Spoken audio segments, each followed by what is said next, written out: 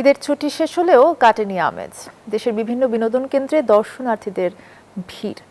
এ বিষয়ে আরো জানাতে আমাদের সহকর্মীরা যুক্ত হচ্ছেন। প্রথমে চলে যাচ্ছি খুলনায়, মাকসুদ রহমান আছেন সেখানে। মাকসুদ, বিনোদন কেন্দ্রগুলোতে দর্শনার্থীদের ভিড় কেমন দেখছেন? ধন্যবাদ। আপনি ঠিকই বলেছেন যে ঈদের ছুটি শেষ হয়ে গেছে, কিন্তু এখন পর্যন্ত বিনোদন কেন্দ্রগুলোতে কিন্তু দর্শনার্থীদের ভিড় রয়েছে। এই শেষ সময় পরিবার পরিজন নিয়ে কিন্তু বিকেলের দিকে পার্কে আসছেন অনেকেই, অনেক চাকরিজীবী, অনেক ব্যবসায়ী। পাশাপাশি খুলনায় নদী তীরে যে সমস্ত বিনোদন কেন্দ্রগুলো আছে সেখানে কিন্তু আমরা উপচে পড়া ভিড় দেখেছি। আমি যদি এই বিনোদন কেন্দ্রটির চিত্রটি একটু দেখাতে চাই, এটি হচ্ছে খুলনার খালিশপুরে ওয়ান্ডারল্যান্ড শিশু পার্ক। এইখানে কিন্তু এই ঈদ উপলক্ষে বেশ কিছু নতুন সংযোজন আনা হয়েছে। এখানে রোস্টার কোলার দেওয়া হয়েছে, এখানে বাউন্সিং করা হয়েছে, বাম্পার কার আনা হয়েছে, এখানে চিকচক ট্রেন আনা হয়েছে, মেরি ঘোরানো সহ বেশ কিছু নতুন রাইডস কিন্তু এখানে আনা হয়েছে।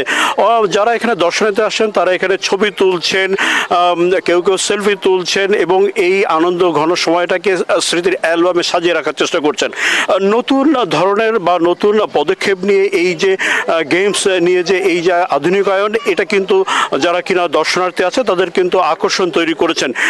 এবং পাশাপাশি খুলনা শহরে যে 12 থেকে 14 লাখ মানুষ যে এই শহরে বসবাস করে, তারা কিন্তু বিভিন্ন বিনোদন কেন্দ্রে যাচ্ছেন, বিশেষ করে নদী তীরবর্তী, বিশেষ করে রূপসা নদীর তীরে এবং ভৈরব নদীর তীরে চরের হাট সহ যে সমস্ত নদী কেন্দ্রিক যে বিনোদন কেন্দ্রগুলো আছে সেখানে কিন্তু আমরা উপচে পড়া ভিড় দেখেছি। মানুষ এই গরমের মধ্যে একটু প্রশান্তির খোঁজে কিন্তু এই নদী তীরে বিনোদন কেন্দ্রগুলোতে উপস্থিত হচ্ছেন। পাশাপাশি এই যে খালিশপুর সহ বিভিন্ন অঞ্চলের যে সমস্ত বিনোদন কেন্দ্রগুলো আছে সবগুলোতেই কিন্তু আমরা উপচে পড়া ভিড় দেখেছি।